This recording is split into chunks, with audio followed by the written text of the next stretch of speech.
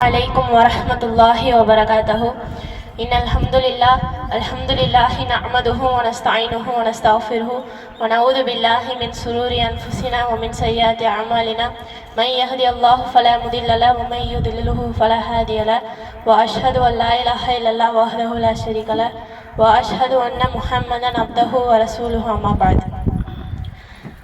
வார்த்தைகளே சிறந்தது அல்லாஹ்வின் வார்த்தைகள் என்றும் வழிகாட்டல்களே சிறந்தது நபிகள் நாயகம் ஸல்லல்லாஹு அலைஹி வஸல்லம் அவர்களின் வழிகாட்டல்கள் என்றும் இவை இரண்டையும் தவிர்த்து மற்றவை எல்லாம் புதுமைகள் அனைத்தும் வழிகெடுதல் அனைத்தும் நம்மை அருகில் கொண்டு போய் சேர்க்கும் என்று எச்சரித்தவளாக எனது ஒரே நான் ஆரம்பம் செய்கிறேன்.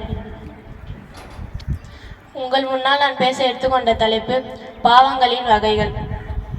ஒரு பாவம் அப்படின்னா என்ன? இப்போ பாவம் அப்படின்றது அல்லாஹ் சொல்லி நம்ம செய்யாத ஒரு விஷயத்தையும் பாவம் சொல்லலாம், தப்பு செய்கிற விஷயங்களையும் பாவம் சொல்லலாம். கரெக்டா? அப்போ பாவம் அப்படின்றது தீமையா நன்மையா? பாவம்ன்றது தீமை தானே. அப்போ ஒரு தீமைக்கும் அல்லாஹ் நான் சொல்லியிருக்கான் தண்டனை வச்சிருக்கேன் அப்படின்னு சொல்லியிருக்கானா?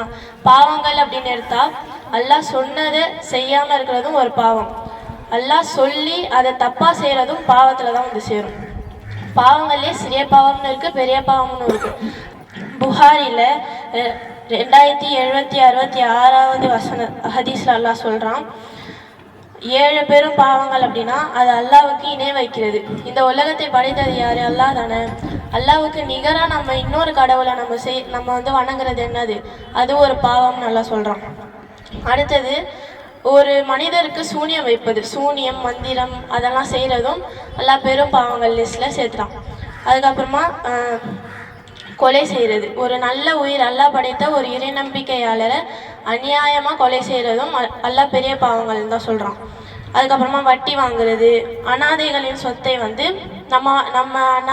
ஒரு அனாதையோட சொத்தை நம்ம வாங்கி நம்ம அதில் சந்தோஷமாக இருக்கிறதும் எல்லாம் பாவம் அப்படின்னு சொல்கிறோம்.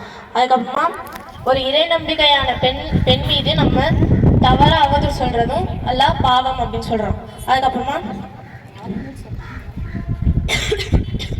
போரின் போது புறமுதுகு காட்டி ஓடுவதும் பாவம்.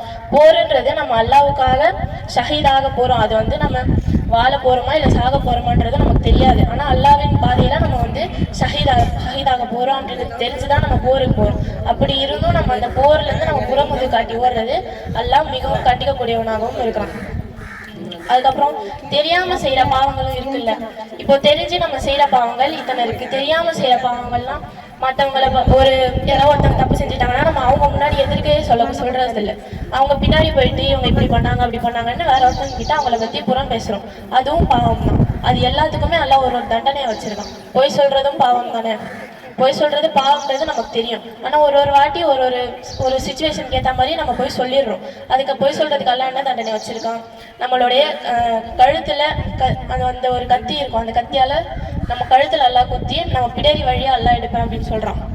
அப்போ ஒரு பொய்க்குமே இந்த தண்டனை அப்படின்னா நம்ம எத்தனை பொய்கள் சொல்றோம் எல்லாம் வழங்கியிருக்கான் இல்லையா? அப்படிப்பட்ட அல்லாஹ்வுக்கு நம்ம எதுக்கு நம்ம இவ்வளவு பாவங்கள் செய்யணும்? அவன் நம்மளை வந்து ஒண்ணுமே சொல்லலை, அவன் நம்மளை வணங்குறதுக்காக தான். அல்லாஹ் வந்து அவனை வணங்கணும் அப்படின்றதுக்காக தான் எல்லாம் படைச்சிருக்கான். அப்போ நம்ம அவனை வணங்கும் போது அதுல எந்த ஒரு தவறுகளுமே இல்லாம நேர்மையா இருக்கக்கூடியவங்களா இருக்கணும்.